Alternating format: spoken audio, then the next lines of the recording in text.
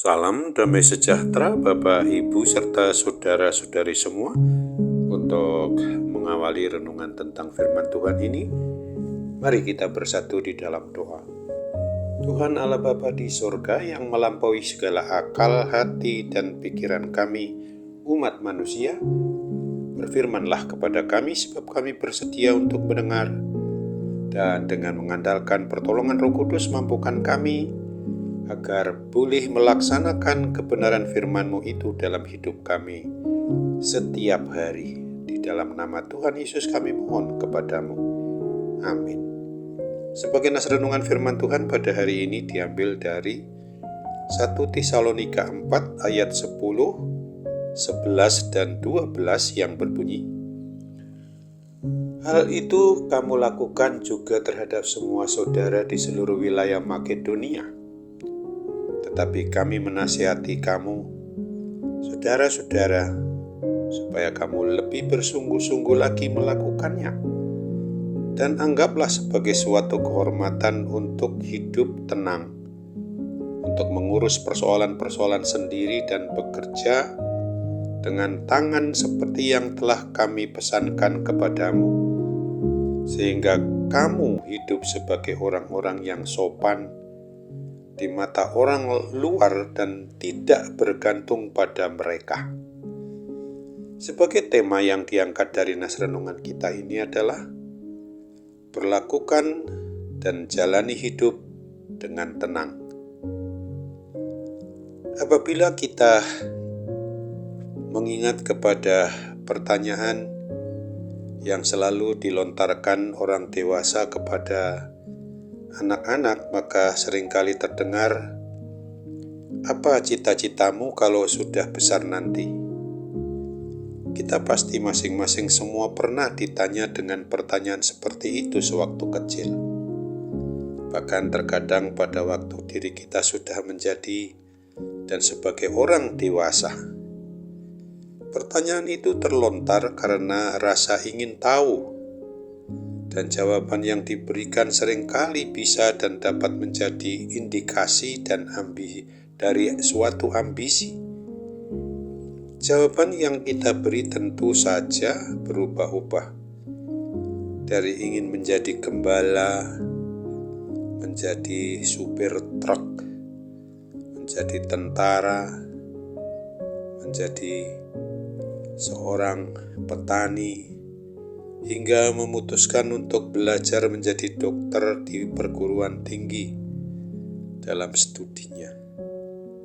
Meskipun demikian, tidak pernah satu kali pun kita ingat tentang adanya orang yang menyarankan atau kita mungkin secara sadar mempertimbangkan untuk berusaha hidup dengan tenang.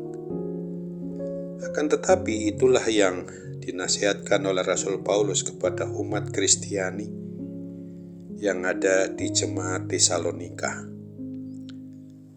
Kebenaran firman Tuhan yang dituliskan oleh Rasul Paulus dan ditujukan kepada umat Kristiani yang ada di Tesalonika ini mendorong untuk semua mereka umat milik Kristus adalah supaya kita bisa saling mengasihi, terutama mengasihi seluruh anggota keluarga, satu keluarga kecil maupun keluarga besar milik Kristus, sebagaimana yang ditekankan pada ayat 10 ini.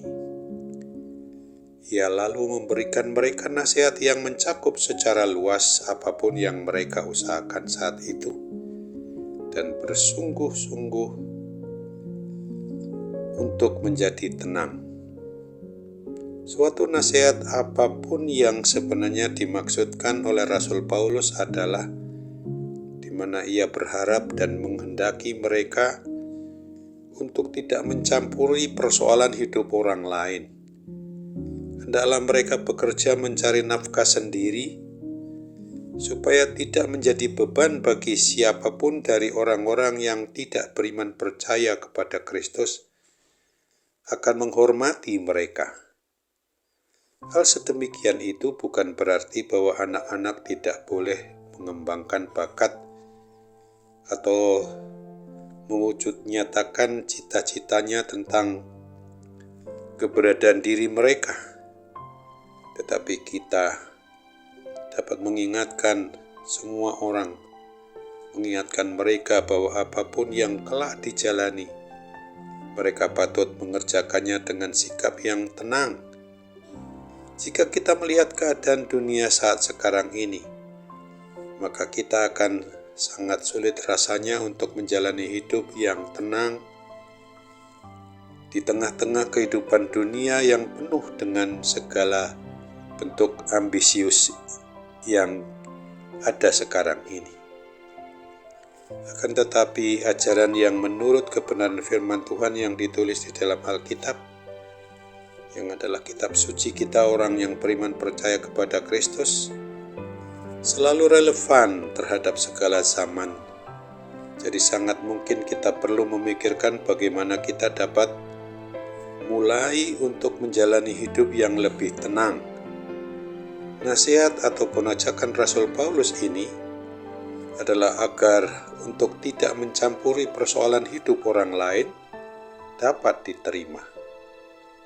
Tentu saja ada di antara teman-teman yang hidupnya dilakukan senantiasa dengan tenang dan yang bisa serta dapat kita contoh dan teladani. Oleh sebab itu ingatlah akan firman Tuhan yang ditulis pada Ibrani 13 ayatnya yang ke-7 dan 8 yang berbunyi, ingatlah akan pemimpin-pemimpin kamu yang telah menyampaikan firman Allah kepadamu. Perhatikanlah air hidup mereka dan contohlah iman mereka. Yesus Kristus tetap sama baik kemarin maupun hari ini dan sampai selama-lama, sampai akhir hidup. Amin. Mari kita kembali bersatu dalam doa. Tuhan Bapa di surga, terima kasih untuk kebenaran firman-Mu yang sudah boleh mengingatkan kami pada hari ini, agar kami dapat melaksanakan, memperlakukan hidup yang kami jalani itu harus dengan tenang, yang sungguh-sungguh harus diperhadapmukakan senantiasa kepada kebenaran firman-Mu yang boleh mengingatkan kami senantiasa setiap waktunya, baik melalui sikap, tingkah laku, dan perbuatan kami, untuk senantiasa tidak memperlihatkan sikap ambisius yang berlebihan, dan boleh senantiasa dengan hikmat Tuhan, hidup yang takut akan Tuhan, untuk menjadi berkat bagi orang lain. Sambut apalah doa kami yang kurang sempurna ini Bapa, dan Tuhan sempurnakan serta kabulkan, karena kami bermohon dalam satu nama di atas segala nama, Yesus Kristus Juru Selamat kami yang hidup. Amin.